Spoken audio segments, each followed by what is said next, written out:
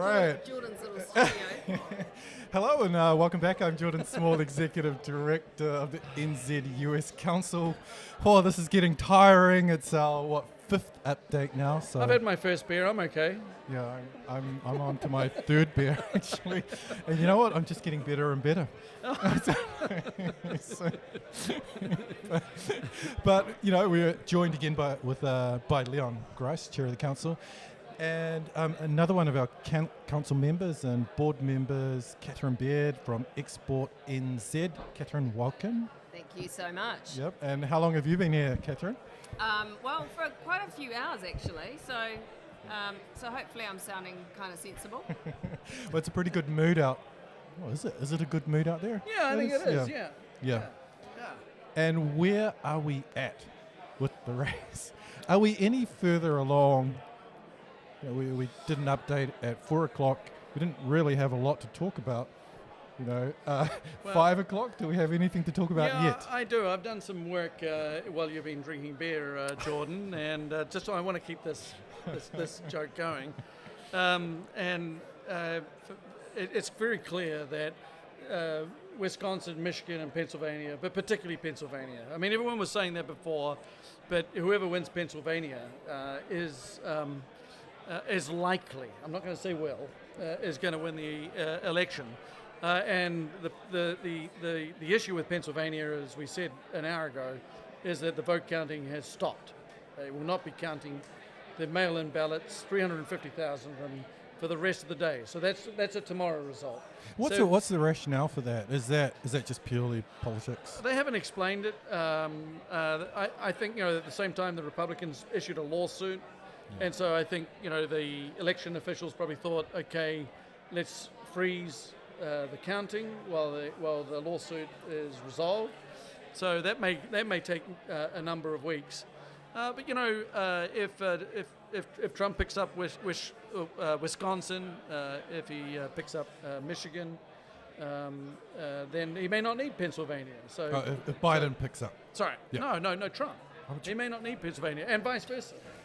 So, are you confused? So the point is that between Wisconsin and Pennsylvania and Michigan is, you know, lots of perturbations, and the rest of it's going, you know, as you would expect. I mean, the West Coast obviously has gone blue, has voted Democrat again, and everything else seems to be going the way you would expect it. Anything in the results so far, Catherine, that has piqued your interest? Anything that you thought that was interesting or surprising?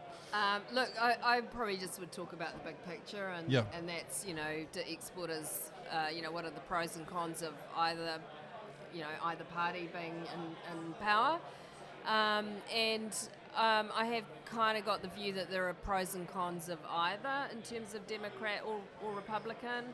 I think if we get a President Trump led result, then the downside for exporters around that is that kind of move away from multilateral rules-based order and that America First approach, and, you know, putting tariffs on and that kind of thing.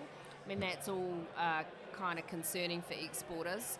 But then on the other hand, you know, before COVID, actually the US economy was going pretty well, and at the end of the day, you know, exporters want to export into a country that's feeling economically confident, and then of course COVID's come along and upset all of that, but you know, the feedback we're getting from exporters is it's still a good place to do business, and consumers are still buying. So you know, that's the thing. But I think, you know, if you got a Biden result, then you would see that return to multilateralism.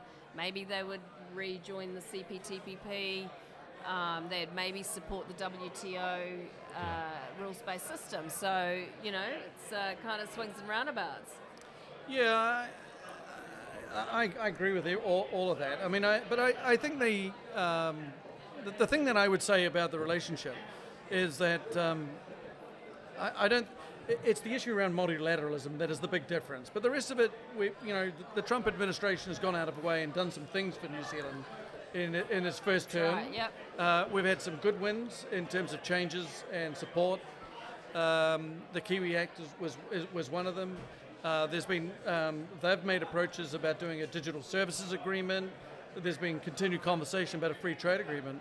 And I wouldn't rule those things out under a Trump administration. So bilaterally, there's no reason to believe that we wouldn't actually end up with a stronger position with the United States in the next term. And I don't think Trump changed direction from what he's been doing the last 4 years on all these trade issues. And if Biden was in there, I think, the multilateralists, the people that love that stuff, would be a hell of a lot happier in this country. But at the same token, I think, everybody has to recalibrate and rethink. There's nothing stopping the countries of the Asia Pacific forming their own structures to actually, improve trade and advance it. We need to be more innovative. If the US does not want to be the leader or the anchor of these blocks, there's nothing stopping us doing that in other ways with other countries. And for the US, that has consequences as well, which, in terms of relevance. But I think I wouldn't be surprised if in the second term he really puts the foot down on bilateral free trade agreements. Yeah. Yeah. So you're already picking a Trump victory here? No, I'd go 55-45 Trump now. Yeah. 55-45. Wow. 55-45. Yeah. That's the odds. Yeah. And that how did I come up with that number? I just pulled it out. I'm not making a call at this stage. No. So Pennsylvania, we're not going to know the results of that today or tonight. Can't see it. And that was the one everyone's been watching out for. Florida's gone to Trump. Well, it hasn't been called yet, has it, Florida? Hang on, I'll just get the numbers up. Yep. At New York Times. No, Florida hasn't been called, but what you got is 94% count and Trump 3 points in the lead. Yeah. So, I don't know why I haven't called it. Yeah. So Florida definitely is a Trump victory. Yeah. And Georgia's the same. It's 63% counted and Trump up by 10. It's a hell of a long way to come back. Yeah. And what about those key, Michigan, we talked about Pennsylvania. What about Michigan? So Michigan is 41% counted at the moment and Trump's up by 11. So, okay. Michigan's in a really crucial state. Now you've got Wisconsin, which is 45% counted, and Trump is up by 3. But I think an hour ago that we still said we don't know because there's such a different set of voting patterns between the mail-in ballot, the absentee ballot, and the turn-up on the day ballot. Yep. Those three things are very different dynamics. So it's very hard to predict those elections. But the way it's going, it's very clear that Trump has way outperformed the polls. Yeah. I think what happened last time. Yeah. Well, let's see. We've got a way to go yet, so let's see. Yeah, that's right. And it is the impact of the mail-in votes and when those are being counted and reported, and that's different from state to state. And so it's a wrap. It's a wrap, Jordan. It is. Any last words? Well, we normally like to give our guest the last word. Oh, gosh. Oh, well, I mean, everybody just will stay glued to it, I'm sure. And, look, I think the big thing for America, is getting over and on top of COVID. I mean, in New Zealand, we're in this fantastic little bubble where I think it's a bit of unreality compared to what the rest of the world's experiencing. So let's hope that whoever is the president, that they get on top of that, because that's important for the economy and the people and their well-being. And let's hope they can not be divided going forward. That's my hope, anyway. Yeah, I agree 100% with what you just said. Yeah, of course. Yeah, me too. Well, let's leave it there. We'll be back again. Will we be back again at 6 o'clock? I think we've committed to being here until 6 o'clock. Have we? Or would it be a short one? Because I don't think things are going to necessarily change quickly. Yeah. We might just be back tomorrow. We'll play it by ear. We'll watch closely what's happening in the next hour. Yeah, and if there's anything to actually talk about, we'll come back to you then. But if not, thank you for joining us on the hour every hour since 12 o'clock. It's been fun. I had expected to have a little bit more to talk about and some more results flowing in from about 2 p.m, but it hasn't played out like that. Exactly. Adios. So, yeah. See you later.